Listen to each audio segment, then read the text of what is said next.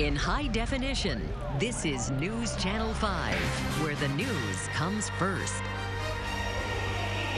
Flights are landing again at Lambert Airport, and the power has been restored.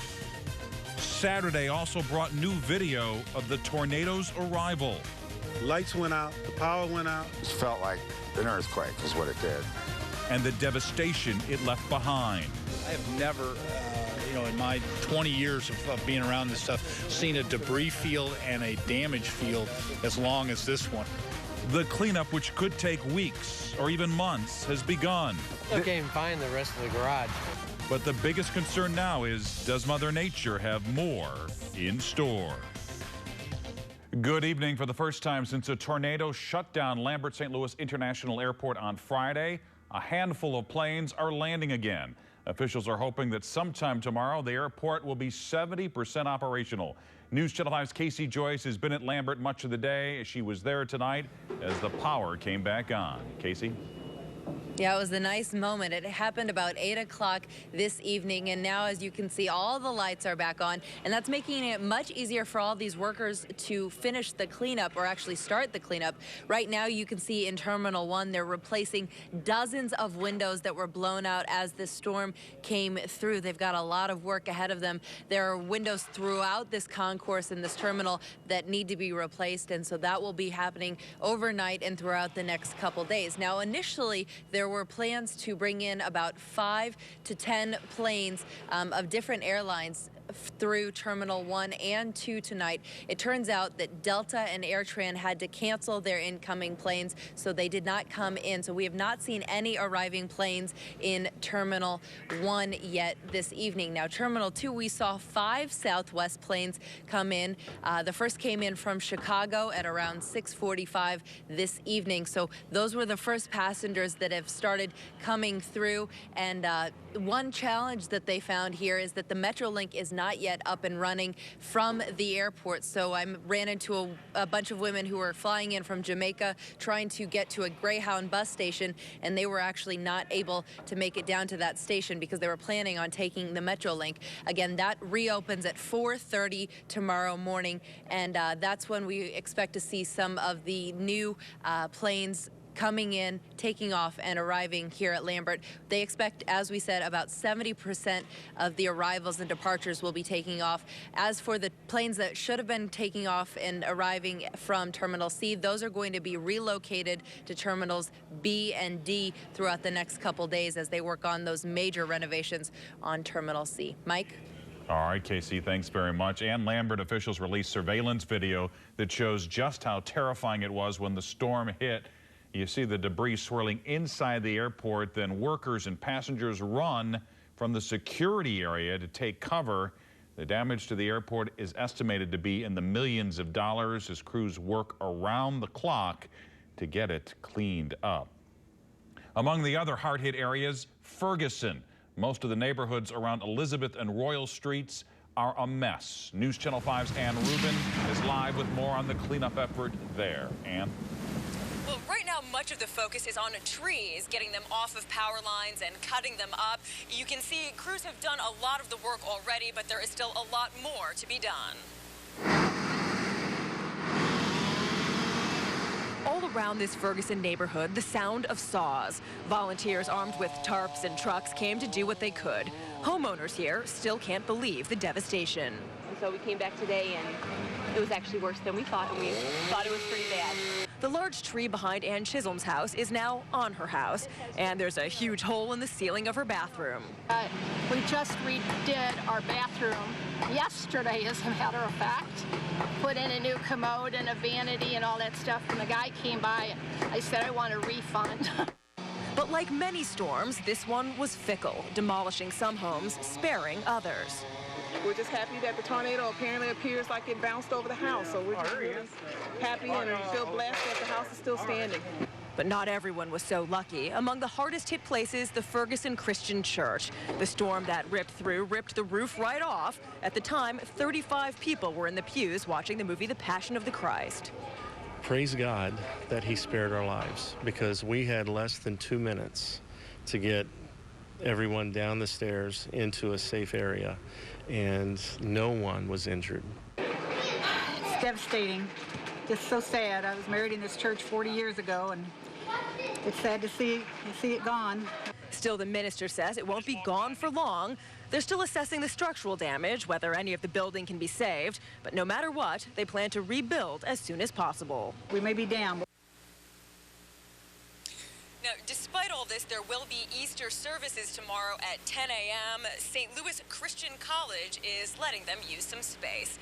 Live in Ferguson, Ann Rubin, News Channel 5. And the damage extended across the Mississippi into Madison and Monroe counties. News Channel 5's Alex Fees is live tonight for us in Granite City. Alex.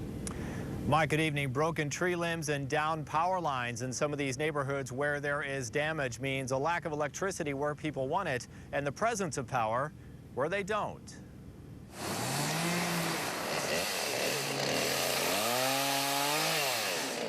Shattered trees and damaged roofs are enough to prompt law enforcement officials to close the road near Ball Avenue and Dawn in Granite City. Debbie Mayer moved out of this house 7 months ago after a foreclosure. I don't think I'd have survived because the house doesn't have a basement. It's a crawl place. I'd have probably had to get in a closet. I don't know what I'd have done. With down power lines and potentially live electricity, there is a cautionary tale here about working to clean up in conditions like these. While an arsenal of utility trucks works its way into the neighborhood at Maryville and Byrne, April Fowler picked up this fallen light pole and realized the power is still on. I picked it up and it was pretty hot, so we taped it off to make sure that nobody else can touch it. From Ray and Marilyn Smith's deck, the force of severe weather is evident. Dave Rill says his in-laws' garage didn't fare too well either. Well, the garage, it took the whole roof off and lifted it up and put it on the neighbors on top of their roof over there. Meanwhile, Debbie Mayer walks in to check damage in her former home where foreclosure may have saved her life. At one point, I want to cry because it was our home for 8 years. On the other hand, I want to kiss the ground, thank God that I'm alive because I don't think I'd be. And law enforcement officials made their presence known earlier today with patrols in some of these neighborhoods where there is damage, where people's homes are open, and those patrols continue tonight. Reporting live in Granite City, Alex Fees, News Channel 5. It's sometimes hard just to get a grasp on the power of this storm, and that's why today Missouri Governor Jay Nixon toured the storm damage. He flew into Lambert and planned to make stops in Berkeley, Bridgeton, and Maryland Heights. After spending 30 minutes in Berkeley talking to area politicians and homeowners, looming storms forced the governor to cut his tour short. But even after just that short period of time, Governor Nixon had this to say. This is mile after mile after mile of complete devastation for people's personal lives. I have never, in my 20 years of being around this stuff, seen a debris field and a damage field as long as this one. It's almost like this storm picked up power as it came across the region, too. And it's going to be important for people to stay safe, respect the law, let these folks that are restoring power do their work. And the governor said President Barack Obama called and pledged federal support for disaster victims and airport repairs. And there's more severe weather knocking at our door. Meteorologist Mike Roberts joins us from the First Alert Weather Center. Mike? It seems like we always have some severe weather. It's just what kind. Mike, the kind right now is the kind that produces flash flooding. I want to start you off with just this mention that from St. Louis south through tomorrow, the flash flood watch has been extended. Now, you folks in Marion County, Perry and Jefferson counties in Illinois, you're looking at a flash flood warning that's in effect until 1:15. That's true for Perry County, Missouri. And then from St. Francis and St. Genevieve and Madison counties in Missouri west up to Crawford and Washington, Iron and Reynolds counties, you have a flash flood warning in effect until 12:30. Denton Phelps, yours is a flash flood warning, and it's in effect until 11 p.m. We've got heavy rain that continues to fall in these areas. Earlier, we had the St. Francis River in St. Francis County out of its boundaries in and around Bonne Terre. Now the heaviest rain is in the extreme eastern and southern portions of our viewing area down into the southern portion and southeastern portions of Illinois and Missouri, respectively. Have a couple of cells that are pretty strong up in the southern portion of Montgomery County and Macoupin County in Illinois, and over towards St. Clair in central and northeastern Franklin County. Also a storm in the southern portion of Jefferson County, and any one of these could be a producer of some small hail, but we're not expecting that kind of severe weather tonight. Here are the details of the storms as we know them now. We have storm survey crews from the National Weather Service, 4 of them, still trying to work through this. A pair of EF2s, one EF1, and that EF4 that hit Bridgeton. What are the prospects for severe weather tonight? They are alive for the extreme southeastern portion of Illinois and Missouri, but probably not in our area. Tomorrow in the afternoon, we could see a couple of severe storms south of this stationary front. We're north of it, so we're okay. But as that front gets a little bit closer to us, tomorrow night into early Monday, we could see severe storms. And then a very strong low works its way through southwestern Missouri into central Missouri, so that Monday afternoon and Monday evening we could see very severe weather here, and that would last until early Tuesday. Here's the forecast for tonight. Showers and storms could drop some small hail on you. The bigger concern is that to the south of us we could see flash flooding. On Easter Sunday, showers in the morning, some strong storms in the afternoon, and Mike, another round of severe storms possible in the evening. I'll have more in a few minutes. Mike, it's just relentless. We'll check back. Another area suffering from the devastation is New Melly in St. Charles County, and that's where we find News Channel 5's Frank Wiley tonight. Frank? Yeah, Mike, today's focus was getting rid of all that remaining debris. Of course, despite all the damage, no one was injured. That's the amazing part. Many people, they spent the better part of the day picking up the pieces, and the sunlight, it actually unveiled the extent of the damage. Many people spent their time last night around the 8 o'clock hour, huddled in their basements trying to wait out the storm, but not everybody made it that far. In fact, one guy tells me he hid out in the barn with his horses as the storm passed through. Take a listen to what one witness of the storm had to say about the matter. It kind of sounded like a train was going through the house, like it was so loud. Yeah, like you could see the clouds lifting up and like circling just a little bit. Again, no one injured in this storm. And coming up, we're going to hear what one woman says saved her life. We're live in New Melly. Frank Wiley, News Channel 5. Officials are also trying to figure out if weather is to blame for an explosion in St. Francis County. Storms were moving through just after midnight when the Doe Run post office apparently exploded. A car parked in front of the building was destroyed as well. The Missouri Fire Marshal and the U.S. Postal Service are investigating. The American Red Cross is here at Channel 5 raising money for storm victims and recovery efforts until 11 o'clock tonight. If you would like to make a donation, all you need to do is call 314-969-8655, or you can donate online at redcrossstl.org.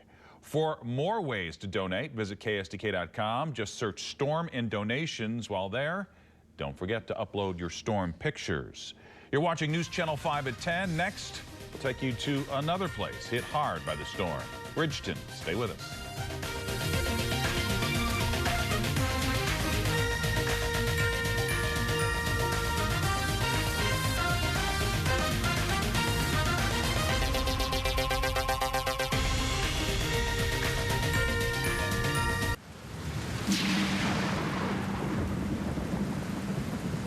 A lot of people in Bridgeton tonight are grateful. Though they lost their homes, they did not lose their lives. They say one of the main reasons is because the meteorologists put out a stern weather warning and because people took it seriously.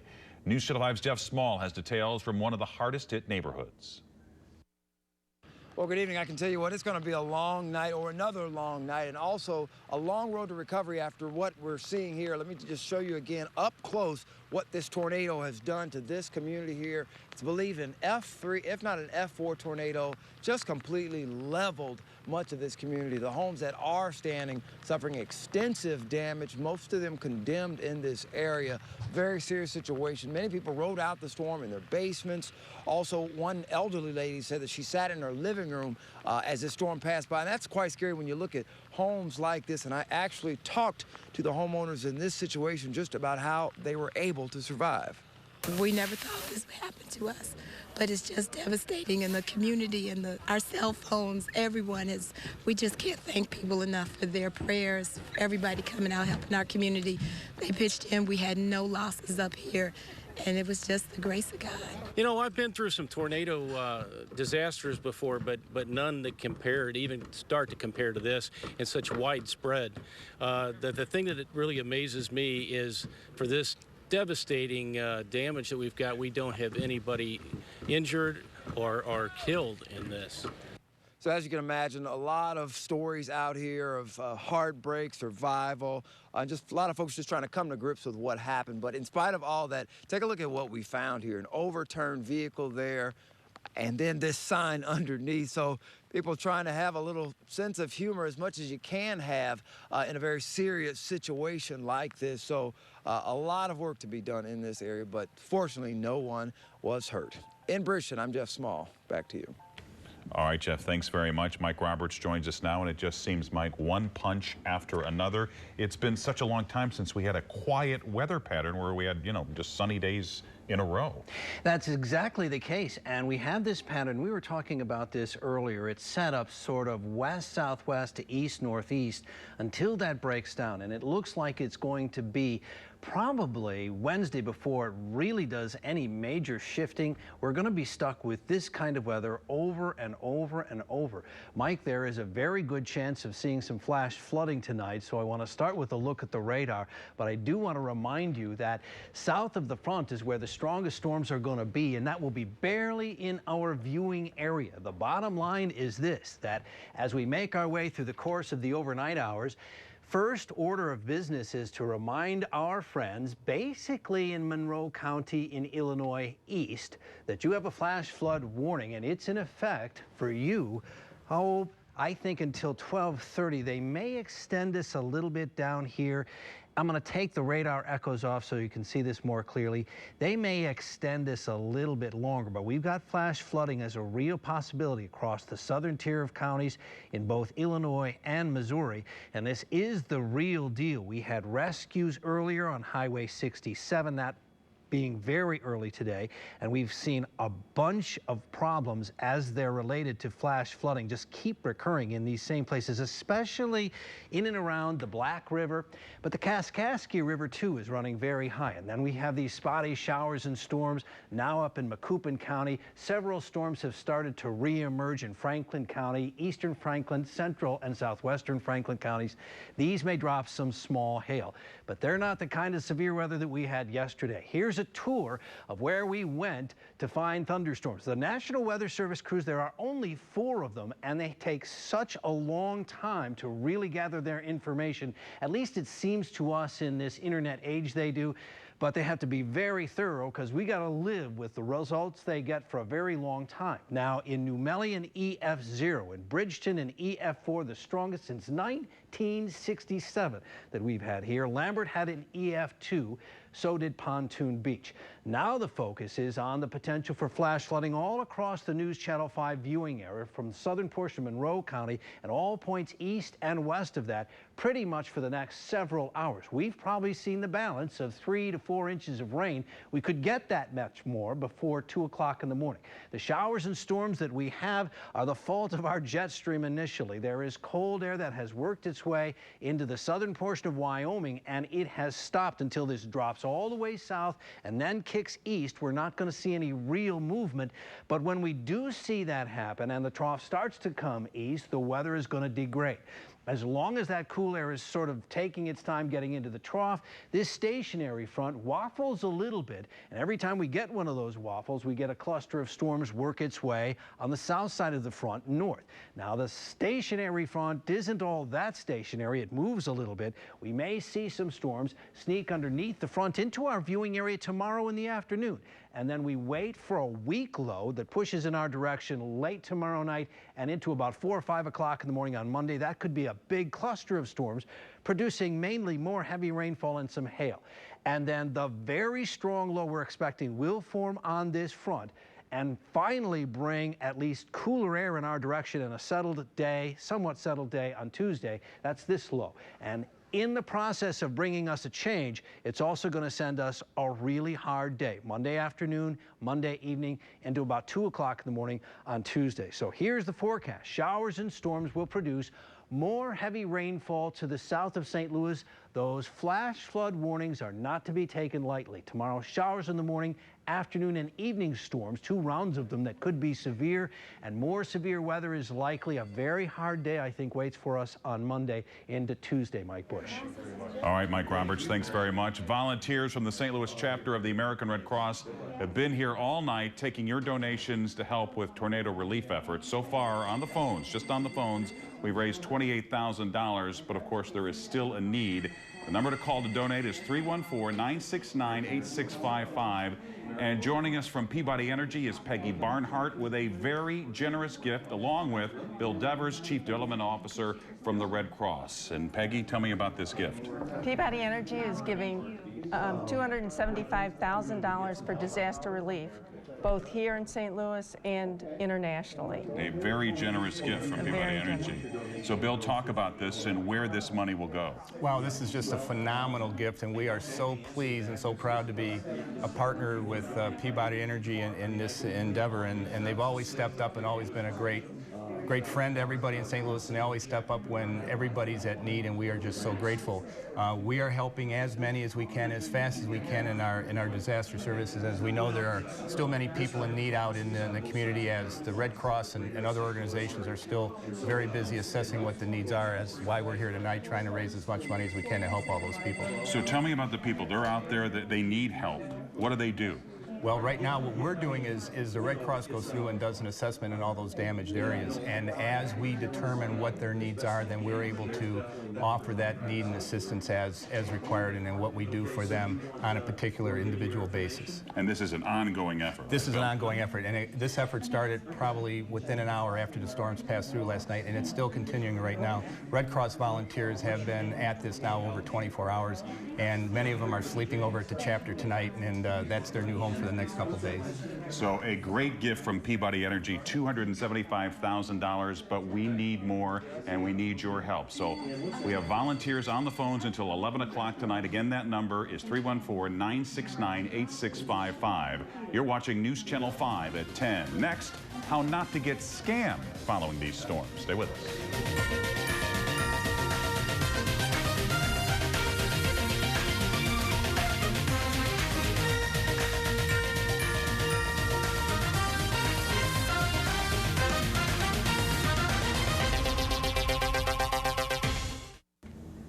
If your home was damaged by Friday's storm, be on the lookout for scams. The Better Business Bureau is warning storm victims that people may try to take advantage of the situation. They say be sure to check out contractors before signing any contract and ask for references. You can find more tips on the BBB's website.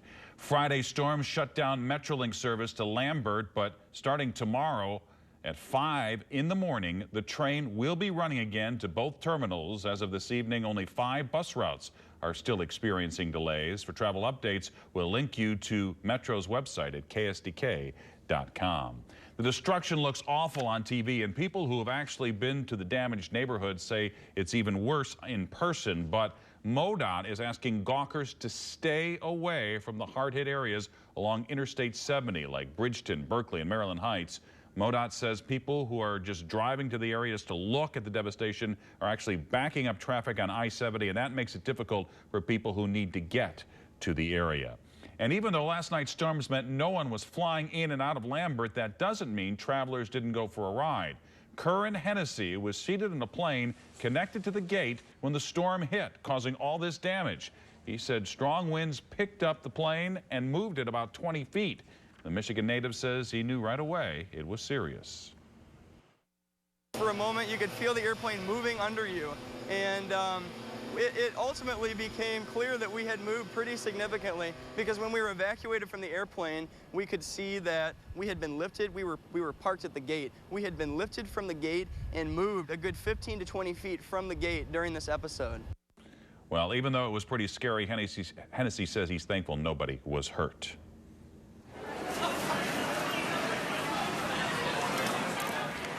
And this is video from a passenger flying from California to Delaware who was inside Terminal 2 at the airport when the storm hit. That's the terminal that was not badly damaged. You can see passengers, they watched the heavy rain, strong winds, and then the lightning out the windows. And at first everyone was curious, but then the flight crew starts yelling for people to get out away from those windows. And you can see people just grab their bags and rushed back through security. In other news tonight, Monday, testimony in the Christopher Coleman murder trial gets underway. The jury was made official last Wednesday. It's made up of 10 women and 2 men and 4 male alternates. The jurors will be bused from Pinckneyville to the trial, which will be held in Waterloo in Monroe County. Coleman is accused of killing his wife Sherry and sons Gavin and Garrett in May 2009. Prosecutors say he came up with an elaborate plan to kill his family so he could make a new life with his mistress. He has pleaded not guilty. We will have complete coverage of the trial from the opening statements to the verdict.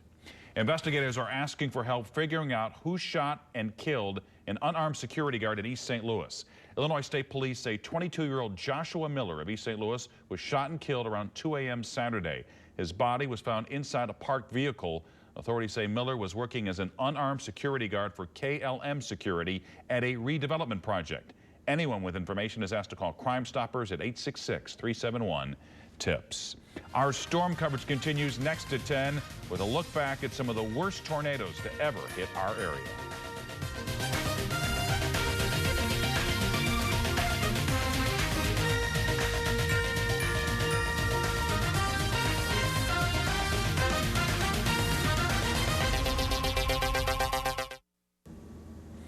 One of the most amazing parts of this weather situation is with all this massive devastation, no one was killed. But that wasn't the case back on January 24th, 1967. 3 people died and another 200 were hurt when an F4 tornado touched down in West St. Louis County.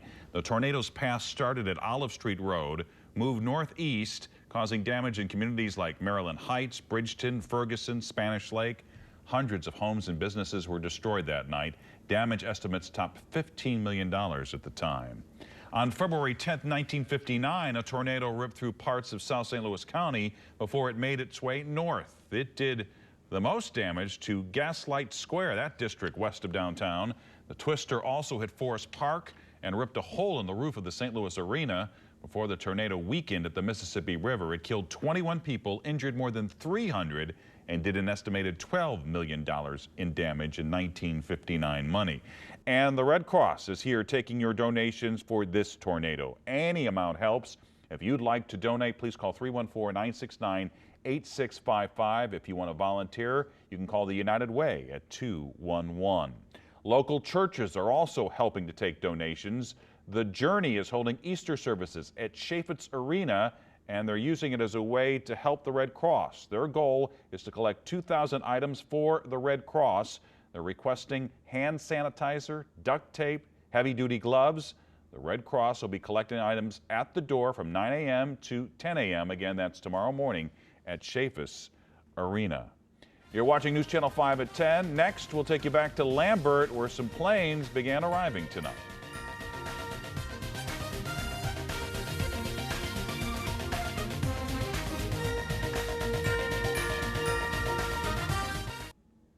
And welcome back. Teams with the National Weather Service are still assessing the damage throughout the metro area, but here's what we know for sure. The first reports of damage came in just before 7 p.m. Friday in the form of large hail in Warrenton and Montgomery counties, and that was just the beginning of the destruction.